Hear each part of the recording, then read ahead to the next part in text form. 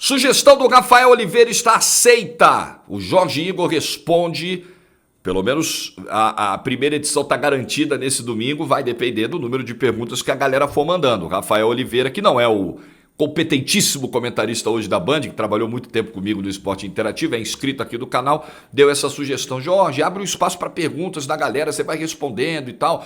Tá super aberto o espaço, gostei da ideia. A ideia é fazer sempre aos domingos esse vídeo, falando, vocês podem mandar pergunta do que quiserem, futebol, carreira, música, gastronomia, tem vários assuntos que vocês vão mandar, não entendo nada e vou dar pitaco. Política, vida pessoal.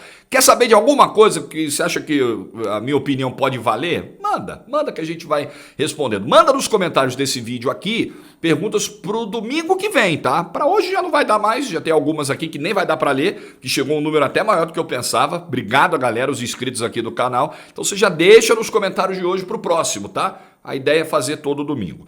2 avisos rápidos. O primeiro, se inscreva no canal, ative o sininho, deixa o like. Mesmo esqueminha, trinquinha de sempre. Segundo aviso, domingo de Brasileirão. As cotações estão aqui do Aposta Ganha ótimas, hein, para esse domingo. As melhores odds. Quer se dar bem no domingo de Brasileirão? Quer ficar de olho nas odds relâmpagos, surpresas que surgem no site? Pega o meu link que está na descrição. Faça a sua inscrição no Aposta Ganha. Se cadastra agora no site para se dar muito bem nesse domingão. apostaganha.bet, parceira do canal do Jorge Igor. Vamos lá, eu não quero que o vídeo fique longo. Inclusive eu comecei a gravar um outro vídeo, eu vi que ficou grande e falei, não, vou parar, vou começar de novo. Senão não adianta. Matheus Martins, primeira pergunta. Jorge, como foi ser contratado pelo André para entrar no EI? Você já o conhecia? Não. Resumindo a história, em 2007 eu trabalhava na Rádio Brasil AM do Rio de Janeiro. Era um dos narradores lá e apresentava o Momento Esportivo, que era o programa de esportes da casa, nas folgas do titular, que era o Felipe Cardoso, chefe da equipe. E aí eu estava lá desde 2004. Aí em janeiro de 2007 eu recebi a ligação do Diego Vieira, que hoje é o nosso head de esportes, e ele já estava lá na montagem da equipe e tudo mais. Ele está lá há anos, chegou lá menino, cheio de cabelo, hoje já não tem mais nenhum, quase. E aí ele me ligou e falou, Jorge, precisamos que você venha aqui na sede da Top Sports conversar com a gente tem um projeto aí no canal 24 horas e tal, quer te apresentar. Fui. Cheguei lá, conversei com o Maurício Portela e com o Vitor Sérgio Rodrigues. O VSR, meu irmão, fez a minha entrevista de pré-entrada para testar meus conhecimentos de futebol europeu, para perguntar se eu acompanhava, se eu gostava, se eu tinha profundidade e tal. Por que eu falei pré-entrada?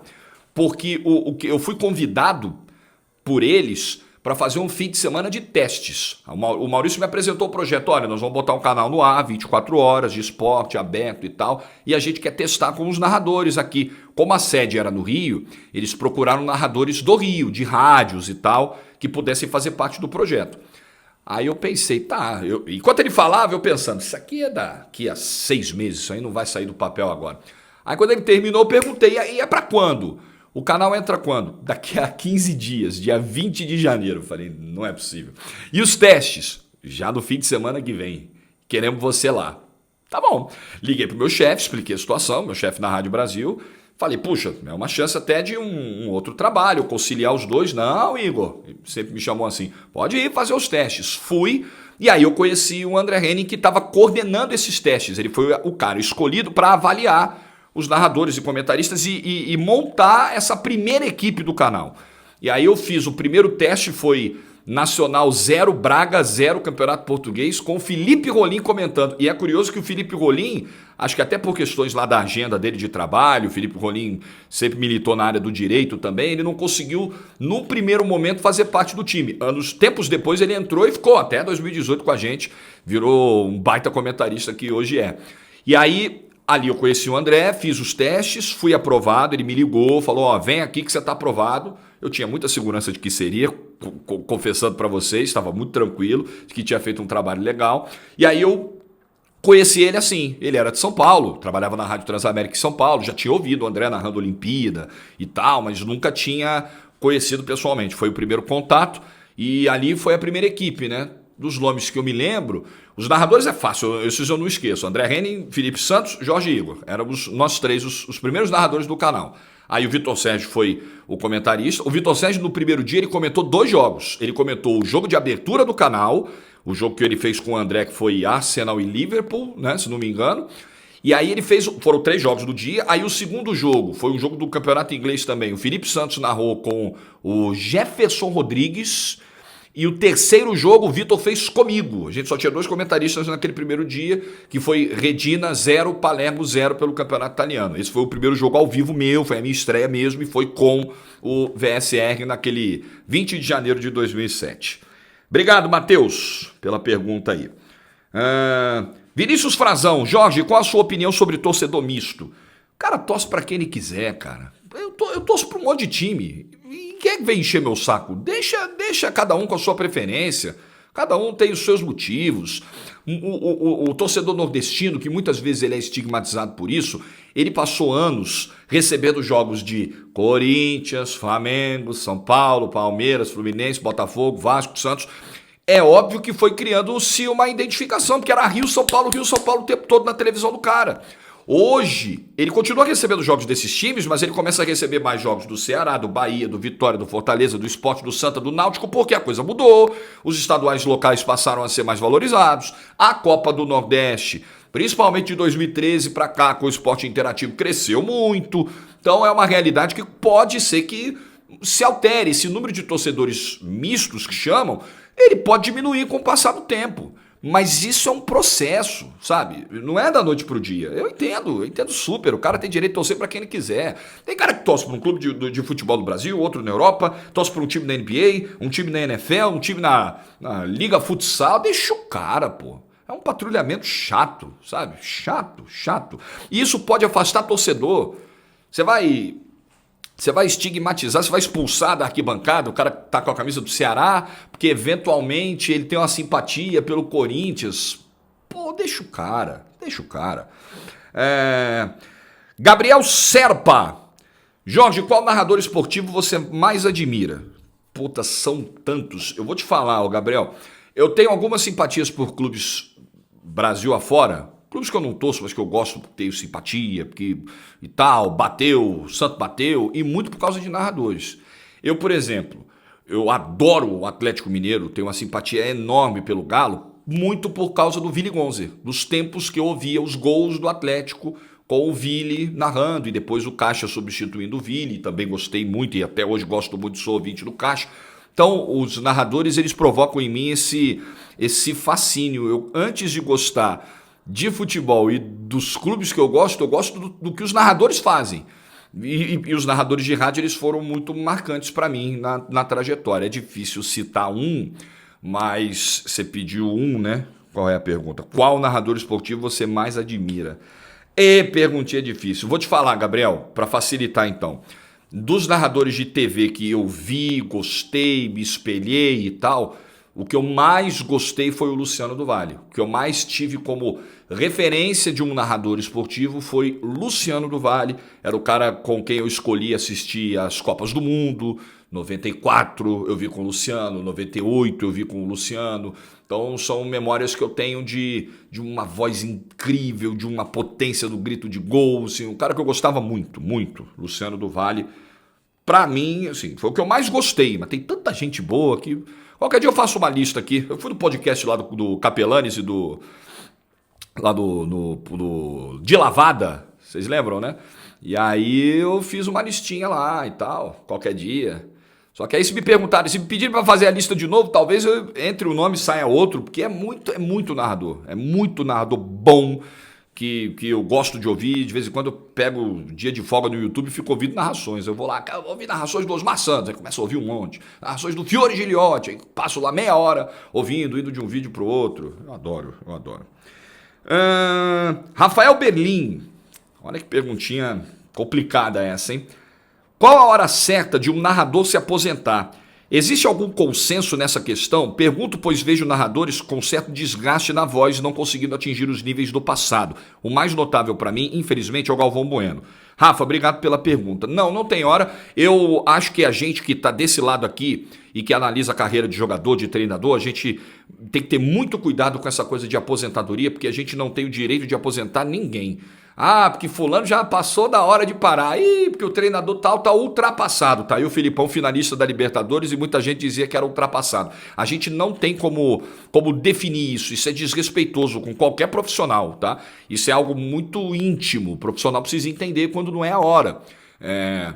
Eu já soube de casos de narradores que precisaram parar porque a visão não era mais a mesma, eles não conseguiam mais enxergar o campo tão bem, porque a voz não chegava à mesma potência, e etc. E são vários os motivos, questões de saúde, questões de coluna. Velho, a idade cobra o preço para nós. Eu tenho consciência de que isso vai acontecer comigo, não sei por qual motivo, não sei o que vai ferrar primeiro. Se vai ser coluna, se vai ser voz, se vai ser visão, alguma coisa vai ferrar aqui, se vai ser o tico e o teco, que às vezes dá uma pifada também, você vai ficando mais velho e tal. Eu sei, alguma coisa vai forçar a minha parada, não sei daqui a quanto tempo. Eu acabei de passar por um câncer de tireoide que poderia ter abreviado a minha carreira e ainda bem que não. Estou aí seguindo o meu trabalho normalmente. Isso é de foro íntimo. Eu acho que o narrador ele precisa entender que a hora de parar é a hora que ele não se sinta mais confortável para fazer, né? Eu acho que o Galvão passou por esse processo. Eu acho que o Galvão entendeu que em termos de alto nível, de Copa, de jogos dessa expressão, um Brasil numa Copa do Mundo é jogo de 40 pontos, 50 pontos de audiência, e ele entendeu que essa é a última, que esse é o limite dele. E a gente precisa entender, e essa é uma decisão que também passa pela emissora, né? A relação dele com a Globo sempre foi uma relação muito boa, a ponto deles se entenderem, chegarem numa decisão em conjunto, um casamento que está... Não é nem que o casamento está terminando, né? Eles só vão fazer a comunhão, deixou de ser uma comunhão universal de bens e vai ser uma comunhão parcial, né? Que ele vai continuar ligado à emissora, mas fazendo outros projetos, não necessariamente narrando futebol. Então, acho que a hora certa é o narrador que sabe. A hora que ele tem que parar, a hora que a coisa tá pegando, tá difícil. Narrar futebol exige muito. Tem jogos, exige muito do físico, não só do mental e da garganta. Ah, você tá lá sentadinho narrando, molezinha. Vai nessa. O Barcelona 3, Inter 3 recente aí, eu saí destruído do jogo, assim. Arrebentado fisicamente. Tem jogo que a gente parece que correu a meia maratona. De tanto que nos força, tanto que exige do nosso corpo como um todo, da nossa estrutura, porque a gente se entrega, a gente mergulha na narração, a gente vive a história, a gente rasga no grito. Então eu acho que é isso, viu, Rafa? Cada um precisa entender qual é o melhor momento de parar e ninguém deve parar ninguém, sabe? Eu acho que o público, ele naturalmente, ele não vai parando com o profissional, mas ele vai dando mostras de que o cara já não está mais num grande momento. A audiência vai mostrando isso, as opiniões, as análises, e o cara vai sentindo também. Feedback do público é importante. Não feedback desrespeitoso, sai fora, vai pro museu. Isso aí eu acho que é babaquice. Mas tem gente que trata as pessoas assim, né? Trata os profissionais assim. Michael Nunes ou Michael Nunes. Jorgito, com boa parte dos clubes brasileiros virando ou querendo virar SAF, qual a probabilidade de termos uma nova Liga Brasileira nos moldes da Premier League nos próximos anos? Abraços, te acompanho desde a cobertura da Lampions League. Obrigado, meu velho. Vou dizer pra você, eu sou muito descrente com a história de Liga. Primeiro porque não serão todos os clubes que vão virar SAF, pelo visto. Só aqueles com situações mais emergenciais. O Botafogo era uma emergência, estava à beira da falência, o Cruzeiro era uma emergência. Aliás, tem botafoguense que fica chateado, irritado quando você fala isso, né? O Botafogo estava à beira da falência, gente.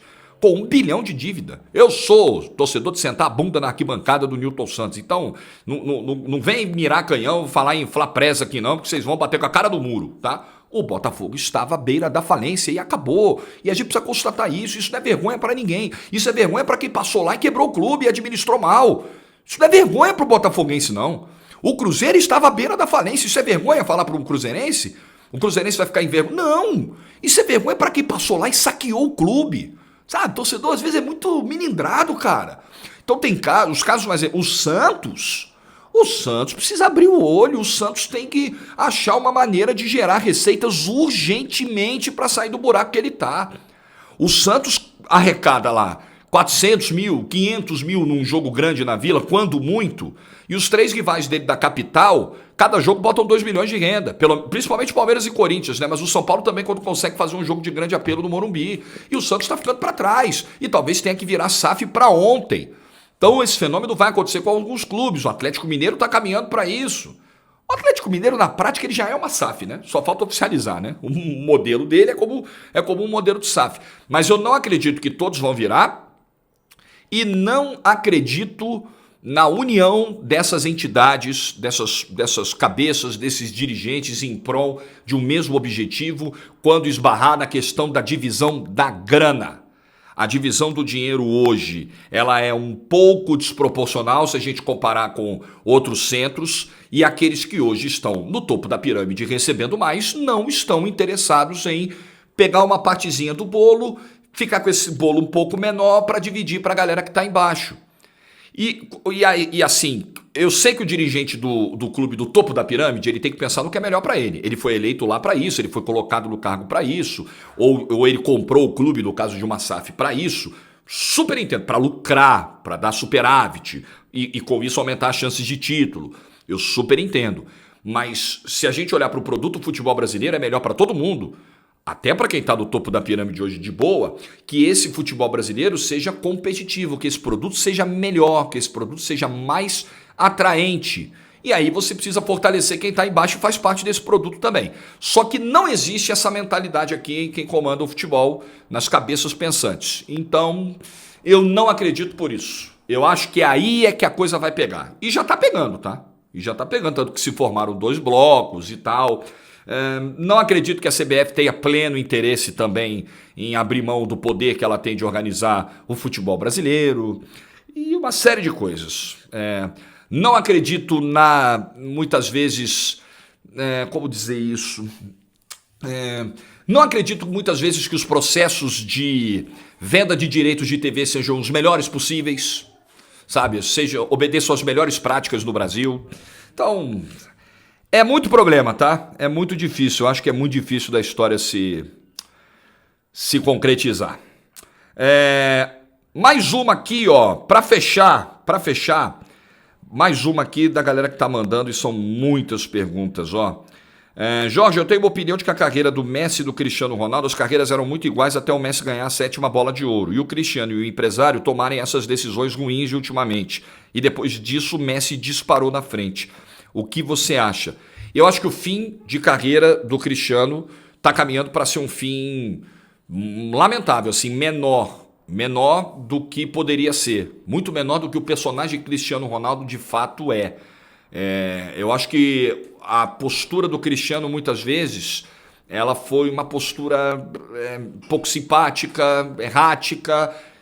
O time acaba de ser campeão da Champions em Kiev e ele está lá dando entrevista, ao invés de comemorar o título, ele está criando um clima de saída, criando um clima pesado com o Florentino Pérez. A ida para a Juventus teve lá um grau elevado de risco de transformar uma Juventus num time de primeiro escalão europeu, de mudar de patamar, e ele não conseguiu. Nesse objetivo ele fracassou. Ganhou o campeonato italiano, artilharias e tudo mais, tá bom, mas o grande objetivo, a grande meta, ele não bateu lá.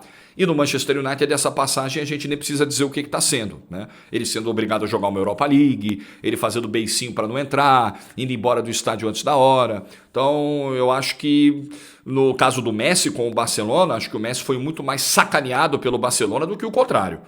E o caso do Cristiano, eu acho que teve muito mais erro de avaliação e de postura e de conduta do Cristiano em algumas situações, o que é uma pena, porque se você me perguntar dos dois, qual o cara que mais me marcou, qual o cara que eu compraria para o time ideal, que eu colocaria no time dos sonhos, se eu só pudesse colocar um, eu colocaria o Cristiano Ronaldo, mesmo achando o Messi tecnicamente melhor, mas sempre achei o Cristiano Ronaldo mais obstinado, mais vencedor e como personagem até maior que o Messi, mas acho que ele vai ter um fim de carreira menor que o do Messi, eu acho, o que é uma pena. Pessoal, ainda sobrou pergunta pra caramba, tá? Que eu vou guardar pra semana que vem. Algumas aqui, tem pergunta que eu já vi aqui que eu vou abrir o programa da semana que vem, o quadro da semana que vem. E novas que forem chegando eu vou incorporando. Eu queria que o vídeo tivesse 10, 12 minutos, vai ter 20. Que beleza. Ai, meu Deus do céu, é difícil, cara. É difícil responder, contar história e tentar ficar encurtando e tesourando a história para o vídeo não ficar grande. Me entendam, por favor. Então, domingo que vem tem mais. Jorge Igor responde. Ficou com alguma pergunta na cabeça? Qualquer assunto. Se não der para responder, eu não respondo. Mas qualquer assunto, manda. Vai deixando nos comentários aqui que eu já vou lendo, separando para o domingo que vem. E ao longo da semana a gente se encontra porque tem Champions League. Terça-feira eu vou narrar Dortmund e City. O Haaland voltando à Alemanha a visitar a torcida do Dortmund. Vai ser um negócio histórico, toda uma ansiedade, uma pilha danada para esse jogo. A gente vai se falar muito dessa semana de Champions aí também. Obrigado, galera. Bom domingo para todo mundo. Juízo e bom domingo, hein? Valeu!